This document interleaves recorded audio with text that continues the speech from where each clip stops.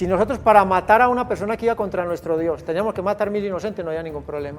Yo veo una cantidad de una mancha roja inmensa, me doy cuenta de un sacerdote que está echando bendiciones en toda la zona. Me doy cuenta que realmente lo que habían era un número grandísimo ahí de personas muertas.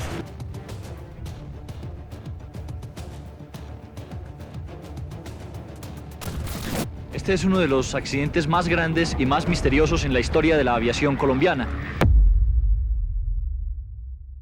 El desastre que acabas de ver fue el momento cúlmine del caos en el que estuvo sumida Colombia durante el reinado del infame narcotraficante Pablo Escobar.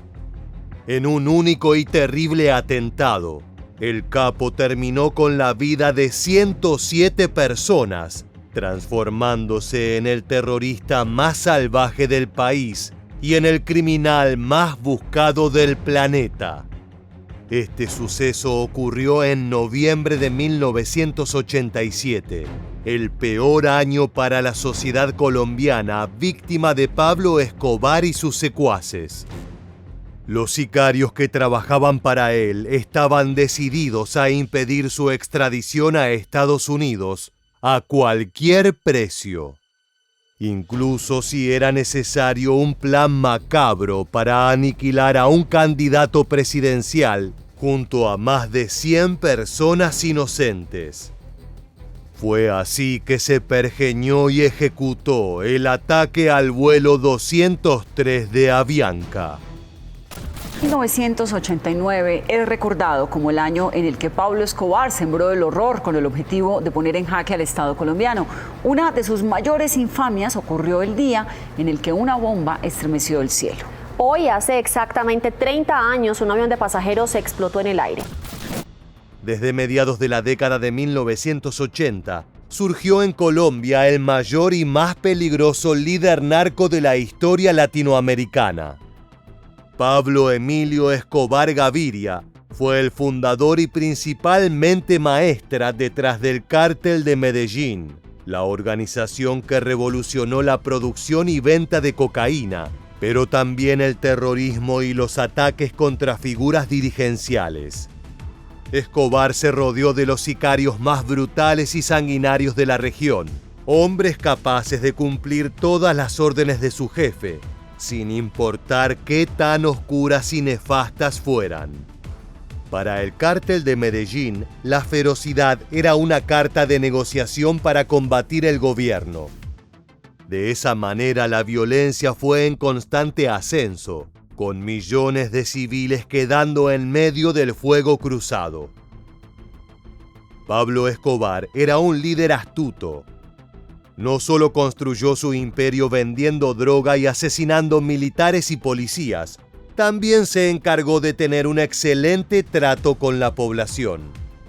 Mientras el resto de sus colegas gastaba en lujos, Escobar invertía millones de dólares en otras cosas. Equipaba a los vecinos y mantenía una relación casi paternal con todos los habitantes de las comunidades humildes donde se escondía, de acuerdo con los testimonios de sus secuaces, entre ellos John Jairo Velázquez Vázquez, conocido con el alias de Popeye, el inescrupuloso jefe de sicarios y mano derecha de Escobar. Y mientras los narcotraficantes de la época compraban reinas, diamantes, caballos, piscinas, Pablo Escobar compraba fusiles Auge y R-15 y estaban llenas las comunas y distribuyó su poder en las comunas, con aprecio, con dinero y con armas, porque era un tipo afectivo con las personas, no era un mando, te mato, no. Así fue como el capo logró mantenerse lejos de las garras de la justicia, incrementando su poder a pasos agigantados.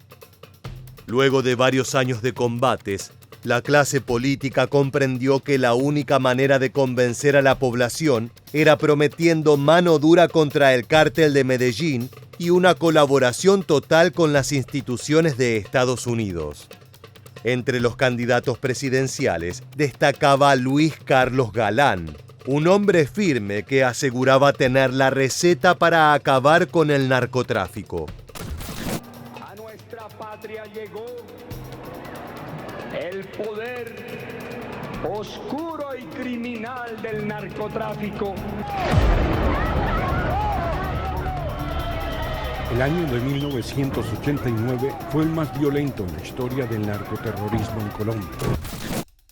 Desgraciadamente no tuvo tiempo de demostrar sus aptitudes, ya que fue asesinado en Bogotá el 18 de agosto de ese mismo año en manos de sicarios enviados por el mismísimo Pablo Escobar. Todo ocurrió durante un acto de campaña para mayor horror de la población colombiana. El precandidato llegó al municipio de Soacha a las 8:30 de la noche y luego se dispuso a subir a la tarima donde daría su discurso. El tiroteo comenzó 15 minutos después y el político recibió 5 disparos, 3 de los cuales resultaron fatales, según se estableció después. El capo no pensaba tomar ningún tipo de riesgo y decidió eliminar de raíz el procedimiento que amenazaba su permanencia: la orden de su extradición a Estados Unidos. Sin embargo, no se esperaba que el legado de Luis Carlos Galán fuera perpetuado por su compañero de fórmula, el candidato a vicepresidente César Gaviria. Con la misma convicción, el nuevo postulante a la máxima posición política aseguraba que iría detrás del cártel de Medellín sin importar el precio que hubiera que pagar. De esa manera, los sicarios de Escobar comprendieron que ese hombre no podría ser sobornado y manejado cual títere como los funcionarios anteriores. Era necesario tomar cartas en el asunto y eliminarlo antes de que su trabajo fuera irreversible y complicara de manera determinante los negocios de la organización criminal. A cargo de ese operativo precisamente quedó Popeye, quien poseía un talento excepcional para acabar con los enemigos de su patrón. Si nosotros para matar a una persona que iba contra nuestro Dios teníamos que matar 1000 inocentes, no había ningún problema. No había ningún remordimiento. Yo estoy sentado hablando hoy con usted porque yo recapacité. Porque uno como asesino lleva un monstruo adentro. Ya el monstruo yo lo manejo, él no me maneja a mí. Matar a un hombre importante como César Gaviria requiere una planificación milimétrica y una potencia ofensiva sin precedentes. La intención era dar un ataque tan poderoso y letal que, además de acabar con el político, también sirviera de mensaje para el resto de los candidatos. Una advertencia clara de qué les esperaba si se metían con los negocios del criminal más poderoso de todo el país. Para 1989 la violencia en Colombia había llegado a un punto límite. Las balaceras y emboscadas eran cosa de todos los días. Tanto policías como militares habían adoptado los fusiles de asalto para contrarrestar las plataformas AUG y AR-15 que portaban los guerreros del cártel de Medellín. Sin exagerar, aquello era una guerra abierta sin cuartel, cuyos máximos damnificados eran los civiles que caían como moscas. Aún así, había un paso más que dar en dirección al caos absoluto. Los hombres de Pablo Escobar eran asesinos astutos y con altos conocimientos en armas de fuego. Pero en materia de atentados terroristas, seguían siendo improvisados. Todo lo que sabían lo aprendieron de forma autodidacta, construyendo bombas caseras y recolectando información sobre cómo aprovechar al máximo la pólvora. Sin embargo, la llegada de un delincuente llamado Jorge Luis Ochoa Vázquez, procedente de España, lo cambió todo.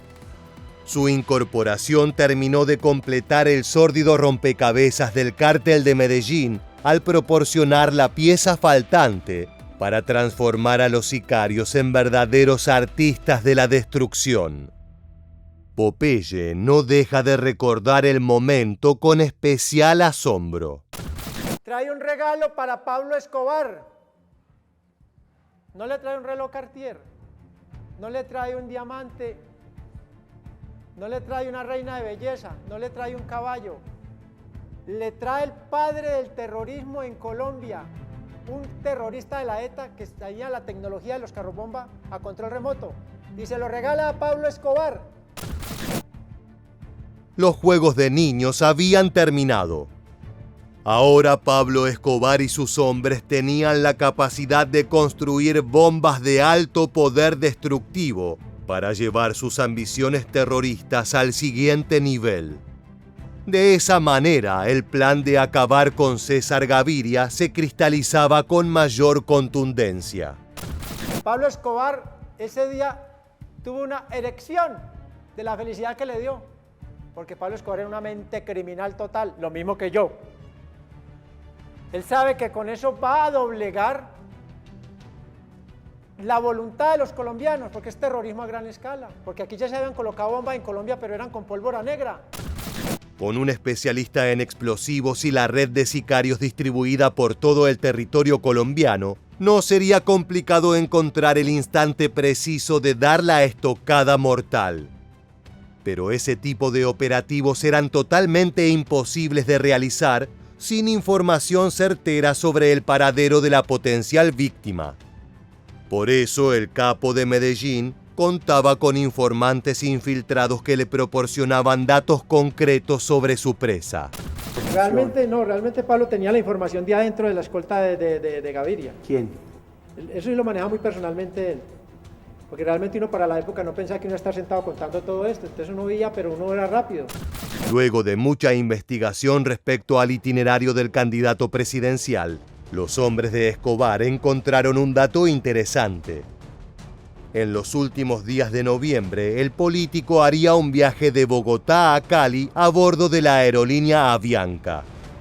Luego de algunos sobornos y amenazas a empleados, dieron con el número exacto del vuelo. La nave indicada era el 203, un Boeing 727-21, que partiría del aeropuerto El Dorado en la mañana del lunes 27 de noviembre de 1989. Era el escenario ideal para asesinar a la mayor amenaza política del cártel de Medellín. No importaba si para ello tenían que acabar con la vida de al menos 100 personas. En la cruenta mente de los narcotraficantes como Popeye, el fin justificaba por completo los medios. Porque la guerra tiene un problema, la guerra va creciendo. Y usted se va insensibilizando. Porque a usted también le van matando hombres suyos. Yo encontré hombres míos descuartizados por las autoridades, torturados con taladro en la columna vertebral, ¿sí me entiende? Y usted se va volviendo más duro, y más duro, y más duro. Cuando usted ya llega a esa dureza del año 1989, no hay ningún problema en volar el avión de Avianca y matar a su padre.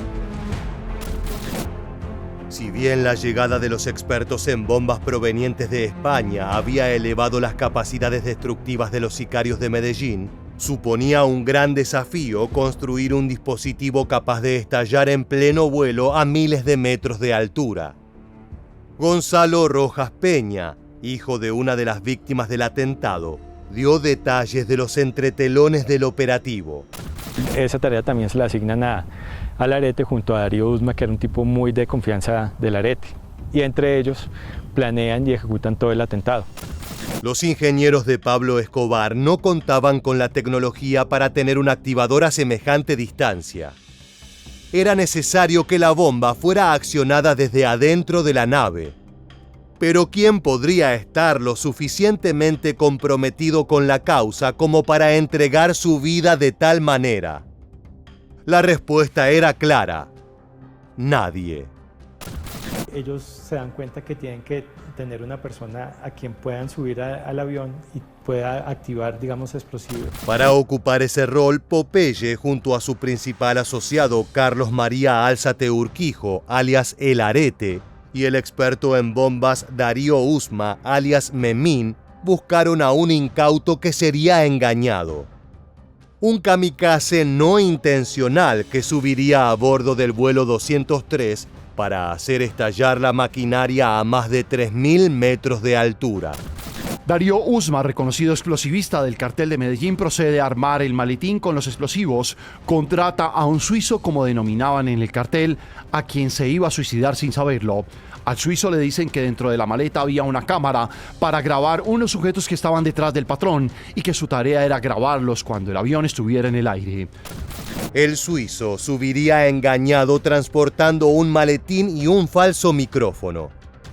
Cuando el avión estuviera a la altura correcta, El kamikaze oprimiría el botón para iniciar la grabación, pero en realidad volaría en 1000 pedazos junto a los más de 100 pasajeros. Según análisis posteriores, la bomba diseñada por los hombres de Pablo Escobar contenía un explosivo plástico C4, un material altamente destructivo de uso militar. Esa sustancia estaba combinada con dinamita y posiblemente Semtex, otro explosivo plástico que era muy común en los arsenales de los grupos terroristas de la época.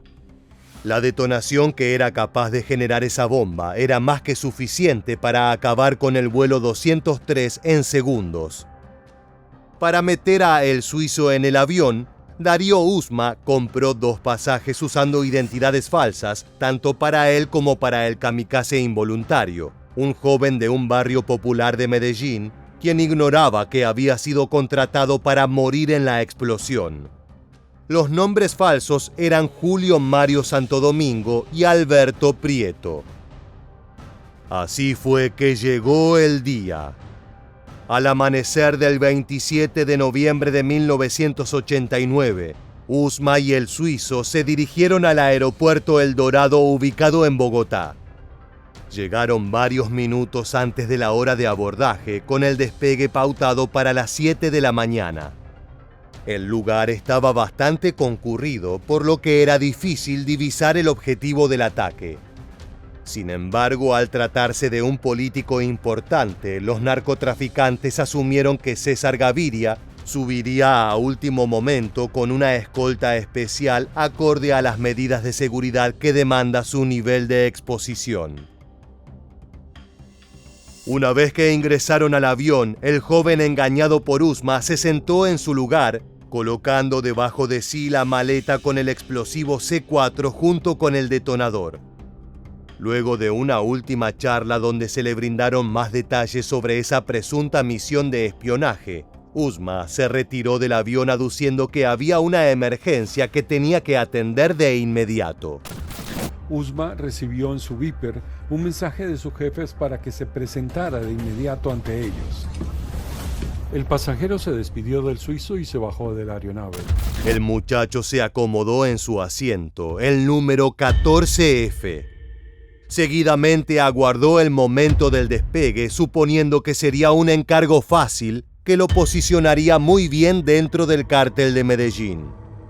Tal vez soñaba con escalar rangos hasta ser la mano derecha del legendario e infame Pablo Escobar. Nunca se le hubiera ocurrido que su empleador estaba a punto de sacrificarlo a él y a otro centenar de personas en uno de los ataques terroristas más salvajes de los que se tenga memoria. A las 7:11 de la mañana, el Boeing 727-21 despegó de El Dorado transportando a 107 pasajeros. Tan solo 5 minutos después, cuando la nave sobrevolaba los límites del municipio de Soacha, un estruendo paralizó a toda la región. Fue un ruido espectacular como pocos. De repente el cielo se tiñó de rojo y negro, brindando un espectáculo aterrador para los pocos desafortunados que estuvieron cerca de la zona de la detonación, entre ellos el lugareño Carlos Eduardo Jiménez. Sí, que explotó, diga por aquí derechito, así derechito, explotó. ¡Pam! Y aquí para allá, pues, una llamarada. Formó una bola de candela, ¿no? El suizo había seguido las indicaciones al pie de la letra, acabando así con la vida de 107 personas, incluyendo la suya. La detonación fue brutal. El Boeing entró en picada de inmediato, regando la zona del Cerro Canoas con enormes piezas metálicas que se desprendían de la estructura. Las llamas y el humo negro dibujaban una línea descendente hacia el suelo, hasta que finalmente los restos del vuelo 203 se estrellaron contra la tierra. El impacto generó una segunda explosión que acabó con las vidas de los pocos que soportaron el primer estruendo. Fue una masacre que regó con sangre la tierra de Soacha. A los pocos minutos de acontecido el hecho, comenzaron a llegar pueblerinos que trataban de socorrer a las víctimas, pero era demasiado tarde. Los campesinos y viajeros que de casualidad estaban en la zona no daban crédito a lo que veían sus ojos. Ese nivel de brutalidad era algo inédito en Colombia. Yo veo una cantidad una mancha roja inmensa y yo lo primero que pensé, ganado. Dije que había muchas vacas pastando en ese lugar. Cuando hago un ajuste de la cámara y le meto el teleobjetivo, me doy cuenta de un sacerdote que está echando bendiciones en toda la zona. Me doy cuenta que realmente lo que habían era un número grandísimo ahí de personas muertas. Cuando la policía llegó al lugar, se encontró con un panorama infernal. Restos calcinados y metal chamuscado. Olor a carne quemada y piezas metálicas a cientos de metros del lugar del impacto. El reconocimiento de los cadáveres tomó varios días y durante ese proceso fue que la tragedia se transformó en noticia. Aló, señor, espera un momentito que hay noticia de última hora. Señor, ¿qué pasa? Dígame. Sintió una pequeña explosión y comenzó a descender el avión fuertemente, ¿sí? En la mitad del descenso total, aproximadamente en la mitad, se sintió una explosión fuertísima, que fue cuando el avión se partió. Un Boeing 727 de la compañía Avianca que salió esta mañana a las 7:15 de Bogotá, con destino a Cali, estalló en el aire 5 minutos después de despegar. De a poco el periodismo y las autoridades fueron recolectando las piezas para comprender que aquello no había sido un accidente o una falla técnica, sino un atentado terrorista. Con los resultados obtenidos, cabe suponer que Pablo Escobar y sus secuaces estaban felices de haber cometido el acto más deleznable en la historia colombiana. Sin embargo, en esa mañana de noviembre algo salió mal, rompiendo por completo los esquemas del cártel de Medellín. César Gaviria nunca subió al Boeing 727. Temeroso por las constantes amenazas contra su vida, decidió cancelar su viaje, y esa fue la decisión que cambió para siempre el destino del país. La investigación rápidamente determinó el método utilizado para el ataque, y como era de esperar, los principales sospechosos fueron Pablo Escobar y sus hombres, el frente terrorista más temido del país. Con el tiempo surgieron nuevas pruebas, como este extracto de una llamada realizada por el capo horas después del atentado. Me está hablando de lo del avión, y usted me dijo que ya lo del avión lo había pagado, ¿cierto? Pese a las contundentes pruebas en contra del Frente de Medellín, Pablo Escobar y sus sicarios seguían siendo la fuerza más poderosa del país. Eran intocables a pesar de que el atentado del vuelo 203 de Avianca no había terminado con la vida del candidato presidencial, quien en 1990 acabaría ganando las elecciones. Esa carnicería dejó en claro que tenían la capacidad de destruir a quien se interpusiera en su camino. Pero no solo eso, tampoco tenían miedo ni escrúpulos. Eran los enemigos públicos número 1 de la sociedad colombiana y estaban dispuestos a demostrar su autoridad haciendo correr ríos, o mejor dicho, haciendo llover sangre. Por lo general, al relatar los motivos de esa masacre, los sicarios de Escobar destacan su lealtad al líder y la presión que sentían por parte del gobierno. Sin embargo, algo que suelen dejar de lado son las impresionantes sumas que obtuvieron a cambio de acabar con la vida de más de 100 personas. En una entrevista, el sobrino de Pablo Escobar reveló varios secretos concernientes al pago que recibieron Popeye, El Arete y sus secuaces. En este momento tenía más capacidad de dañar la mente el dinero que se ofrecía para que la gente hiciera las cosas. Uzma le dijo a Nicolás que le habían ofrecido $2 millones. Él fue el que me contó que él había sido encomendado para hacer ese atentado y que se había ganado una muy buena plata. El dinero los convertía en bestias intocables. Podían sobornar a quien quisieran Y si eso no era efectivo, esos mismos billetes compraban suficiente armamento como para defenderse a muerte de la cárcel. Preferían ser abatidos antes que terminar sus días tras las rejas. El reinado del Cártel de Medellín continuó por algunos años más, pero la organización fue debilitándose de a poco gracias a la colaboración del gobierno de César Gaviria con instituciones norteamericanas. Asimismo, el FBI y la DEA colaboraron con la competencia de Pablo Escobar para acorralar de a poco al temido capo. Fue así que para 1993, gran parte de la organización estaba resquebrajándose. En febrero de ese año, y luego de un brutal tiroteo con policías y militares, fue apresado Carlos Mario Álzate Urquijo, el tristemente célebre sicario El Arete, quien representaba un elemento crucial en los ataques efectuados por el cártel.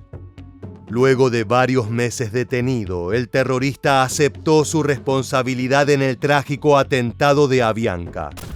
A finales de julio, yo me autoincrimino y asumo la responsabilidad del atentado del avión de Avianca. Ese atentado era contra el que hoy es presidente César Gaviria. A mediados de los 90, ya con Pablo Escobar muerto, la mayoría de sus sicarios cayeron presos, incluido John Jairo Velázquez Vázquez, el despiadado Popeye, una de las mentes maestras detrás del atentado. Él y sus socios recibieron condenas de entre 20 y 30 años de cárcel.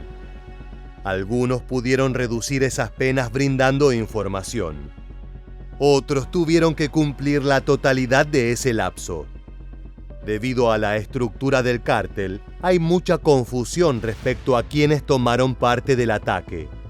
Entre los nombres citados se encuentran Dandenis Muñoz Mosquera, alias La Quica, y el hermano del mismísimo líder del cártel de Medellín, Roberto Escobar Gaviria, alias El Osito, como también los delincuentes mencionados a lo largo de este video. Hasta el día de hoy, los familiares de las víctimas del atentado a Avianca han reclamado que la justicia colombiana no ha hecho lo suficiente para reparar el daño causado por esos terroristas. Las condenas fueron muy breves y la muerte de 107 personas fue solo una nota al pie en la larga y morbosa lista de atrocidades cometidas por el Cártel de Medellín. Lo ocurrido en esa mañana de noviembre de 1989 sigue siendo objeto de debate, dolor y memoria. La pregunta que sigue aquejando a los colombianos es si algún día se sabrá la verdad completa y si los responsables que aún siguen vivos terminarán de pagar sus culpas. De esta manera llegamos al final de un video trágico, pero que busca analizar una parte fundamental de la historia del narcotráfico. Si te gusta este tipo de contenido, te invitamos a suscribirte y activar las notificaciones de nuestro canal. De esa manera estarás al tanto de cada una de nuestras novedades. Sin más, nos despedimos hasta la próxima entrega de Militarmente. Gracias por acompañarnos.